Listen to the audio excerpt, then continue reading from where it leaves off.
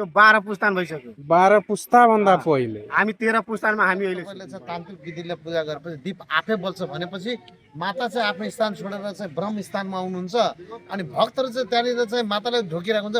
ब्रह्म बाबा चाहिँ त्यहाँनिर चाहिँ उता जान्छ। यो राखेर त्यसलाई छोपेर हामी त्यही पूजा गर्छौँ।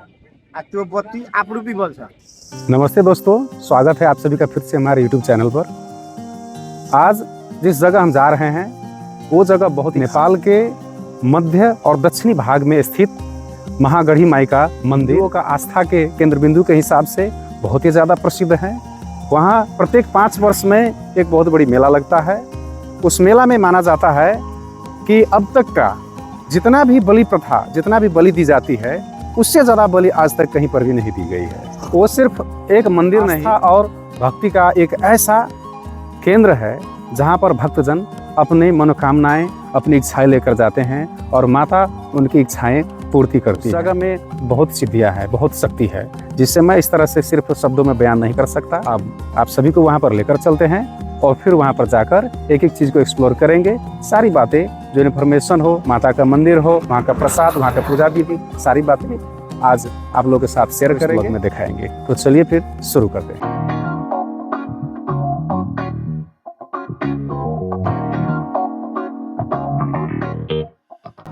कहानी लगभग 200 साल पुरानी है, जो नेपाल के बारा जिला बरियारपुर गांव की है। अभी उसे महागढ़ी माई नगर पालिका के नाम से जाना जाता है। उस समय उस गांव में एक साधारण किसान रहा करता था जिसका नाम था भगवान चौधरी। और ये सारी बातें वहीं भगवान चौधरी के इर्द गिर्द कहानी घूमती है। उनके साथ कुछ ऐसा हुआ जो आज भी लोगों को बीच एक चमत्कारी कथा के रूप में जानी जाती है।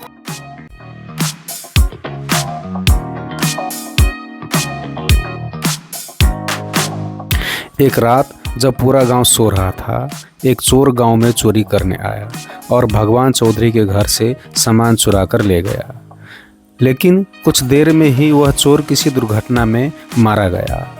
कुछ लोगों को शक उन भगवान चौधरी के ऊपर हुआ और मुकदमा हुई और सरकार ने उसे हत्या के आरोप में काठमांडू के जेल में डाल दिया। और ये बात आजकल की नहीं, आज से तकरीबन 200 साल पहले की है। भगवान चौधरी ने बहुत विनती की कि वह निर्दोष है। वो लगातार कहता रहा कि उसने किसी को नहीं मारा, लेकिन उसका कोई नहीं सुनता था। उस वक्त नेपाल में राजशाही नहीं बल्कि राणाशाही का शासन था, इसलिए न्याय मिलना कठिन था। भगवान चौधरी रोता रहा, बिलबिलाता रहा, लेकिन उपाय कुछ नहीं था। फिर एक रात एक दिव्य महिला एक देवी के रूप में भगवान चौधरी के सामने प्रकट हुई। उन्होंने कहा, तुम निर्दोष हो, लेकिन यहाँ से निकलना आसान नहीं। मैं तुम्हें यहाँ से निकाल दूंगी, लेकिन मुझे भी साथ ले जाना होगा, मुझे स्थान देना होगा और मुझे पूजा चाहिए। उस रात बहुत अलौकिक घटनाएं हुई। जेल के दरवाजे खुले पड़े थे, पहरेदार सोए हुए थे, माता उन पे सवार थी। उस जेल से इस जगह अलौकिक रूप से एक ही बार में प्रकट हो गए और तभी से हर 5 साल में इस जगह गढ़ी माई का बहुत ही बड़ा भव्य पूजा और मेला का आयोजन होता है।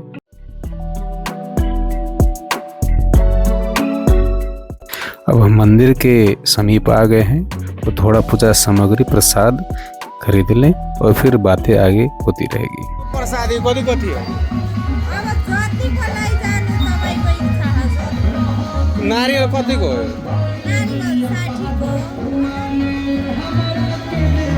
मिठाई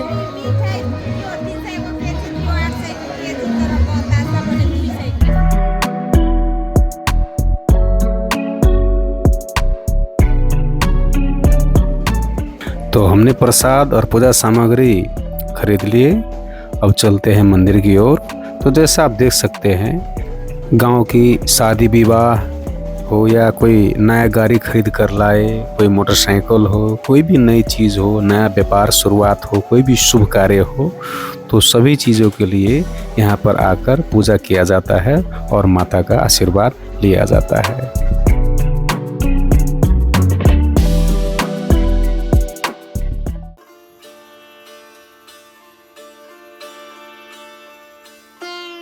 तो भगवान चौधरी ने एक मंदिर बनवाया और तभी से यहाँ पूजा एक परंपरा बन गई। आज भी हर 5 साल में भव्य मेला और पूजा का आयोजन होता है। उस स्थान को अब गढ़ीमाई कहा जाता है, जो आज के समय में महागढ़ीमाई नगरपालिका बारा जिला नेपाल में स्थित है।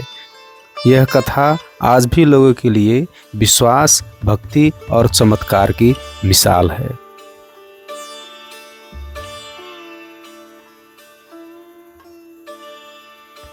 हर 5 साल में नवंबर महीने में पूरा 1 महीना महामेला का आयोजन होता है। उस दौरान 21 किलोमीटर के दायरे में मेला का आयोजन होता है और उसी में बलि भी दिया जाता है। 10,000 भैंसा और 5 से 10 लाख बकरे पंछियों की बलि दी जाती है। ये जो अभी आप विशाल एरिया जो देख रहे हैं, इस मंदिर से उस गांव के बीच वाला जो इतनी बड़ी एरिया है, ये सभी मेला में भक्तजन की भीड़ से भरा हुआ रहता है। माता का मूल मंदिर यही है। यही पीछे एक और मंदिर है जहां माता का आगमन का पद चिन्ह है।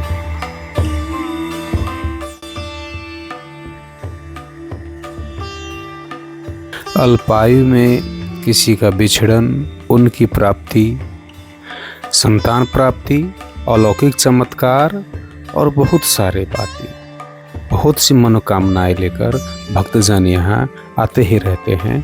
और जिन भक्तों की मनोकामना पूर्ण हो जाती है, वही भक्त यहाँ पर लाखों की संख्या में आकर अपनी चढ़ावा चढ़ाते हैं, यहाँ पर पूजा करते हैं।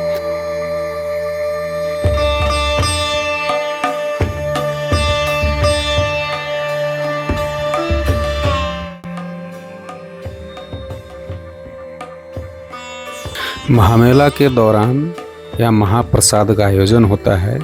मनोकामना प्राप्ति हेतु, संतान प्राप्ति हेतु या किसी अलौकिक चमत्कार प्राप्ति हेतु वो महाप्रसाद भक्तजन ग्रहण करते हैं और जो भक्तजन ग्रहण करते हैं उन सभी का मनोकामना पूर्ण हुआ है, ऐसा यहाँ का मान्यता है, भक्तजन का विश्वास है।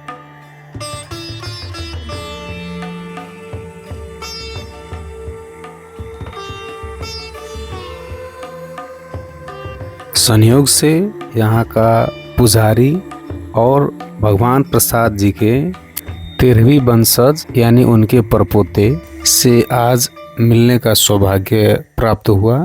उन्हीं से आज इस मंदिर के इतिहास के बारे में थोड़ा जानकारी हासिल करते हैं। नमस्कार। शैलेन्द्र चौधरी, म यहाँको पुजारी। यो धेरै वर्ष पुरा 11 वर्ष हाम्रो। 11 वर्षमा हामी 12 पुस्तामा हामी बस्यो। बाजेले गरिबे छ नि, हाम्रो गाउँमा एउटा चोर आएको थियो। यो धेरै वर्षको कुरा हो। हजुर हजुर, 14 वर्ष पुरा हो। हाम्रो गाउँमा एउटा चोर आएको थियो। चोरी गर्दाखेरि समातिसक्यो मान्छेहरूले। समातेपछि त्यसलाई मारिदियो। मारेपछि त पुलिस आयो। पुलिसले त्यसलाई समातेर घर बाजेलाई लक्कु जेलमा जेलमा हालिदिएछ। त्यसपछि अब अचानक अब राति सबै मान्छे सुतेको थियो नि, त्यतिखेर अब बुल आइमाईको भेषमा अब त्यहाँ आयो थियो। माता आउनुभयो। माता आउनुभयो। म तिम्रो गाउँ जान्छु। उसले भन्यो मेरो हातमा नेल लागेछ, हजुर, चारैतिर सिपाहीहरू छ, म कसरी जाउँ लिएर। उसले भन्यो अब तपाईँ लिएर हिँड्नु न। हजुर, त्यो आफै भइहाल्यो। त्यो भन्यो। त्यसपछि अब सबै प्रहरी मूर्छित भयो। मेल सबै खुल्यो। रातारात सवार भएर माताको कृपाले अचानक सबै कुरा त्यस्तो भयो। त्यस्तो रातारात सवार भएर त्यहाँ पाउ राख्नुभयो त्यो ठुलो मन्दिरमा। यहाँ आएर त्यसपछि पूजा दिनुपर्छ। माताले भन्यो मेरो पूजा दिनुपर्छ साल सालमा। अब हाम्रो बाजे भगवान चौधरीले भन्यो सालमा पूजा हामी दिन सक्दैनौँ, 5 वर्षमा दिन्छौँ। त्यसपछि 5 वर्षमा तपाईँको राँगा हुन्छ, कुखुरा हुन्छ, सुँगुर हुन्छ, त्यसपछि मुसा पनि हुन्छ, त्यसपछि बोका पनि हुन्छ, परेवा पनि हुन्छ। अब को आएर यहाँ मन्नत मान्यो। त्यसको मनोकामना पुरा भएपछि उसले अब म यो दिन्छु, उसले उयो दिन्छ। सबै त प्रत्येक 5 वर्षमा 5 वर्षमा तपाईँको राँगा हुन्छ 10,000 जति राँगा हुन्छ, गिन्ती नै हुँदैन। परेवा पनि गिन्ती हुँदैन। माता राँगाको गिन्ती हुन्छ। पञ्चबलीमा तपाईँको हुन्छ पहिला बोका दिन्छ, त्यसपछि तपाईँको मुसा दिन्छ, त्यसपछि परेवा दिन्छ, त्यसपछि सुँगुर दिन्छ। त्यो पञ्चबलीमा यो आउँछ। अनि यो ठाउँमा चाहिँ पूजा सुरु हुन लागेको मन्दिर प्रतिस्थापन भएको कति भयो? सुरुवाती चाहिँ कति वर्ष जति? त्यो त हाम्रो बाजेलाई पनि थाहा छ। यो 12 पुस्तान भइसक्यो। 12 पुस्ताभन्दा पहिले हामी 13 पुस्तानमा हामी राँगा बलि दिने ठाउँमा त्यो 5 वर्षमा एकचोटि दीप जल्छ भन्ने कुरा त के हो? यहाँबाट माता सवार लिएर हामी 5 बजे कि 4 बजे हुन्छ, त्यो लिएर हामी त्यहाँ पूजा गर्छौँ। त्यहाँ पूजा गरेपछि त्यो हामी एउटा माटोको हडिया हुन्छ नि, त्यसमा दियो राखेर त्यसलाई छोपेर हामी त्यही पूजा गर्छौँ। त्यो बत्ती आपरूपी बल्छ। त्यो बत्ती जबसम्म बल्दैन नि तबसम्म बलि दिँदैन। त्यो बत्ती आपरूपी बल्छ, त्यसपछि हामी बलि सुरु गर्छौँ। त्यो आफै बत्ती बल्छ? आफै बल्छ। चमत्कार। एक दिन बल्छ, पुरै एक दिन बल्छ। 5 वर्षमा एकचोटि एकै दिन बल्छ। जैसा कि पुजारी जी ने कहा, यहाँ हर 5 साल में एक बहुत बड़ी मेला आयोजन होता है। माता की शक्ति से खुद ही दीप प्रज्वलित हो जाते हैं। माता का विशेष महाप्रसाद का आयोजन होता है। माता के आशीर्वाद और कृपा सभी भक्तों पर हमेशा बनी रहती है।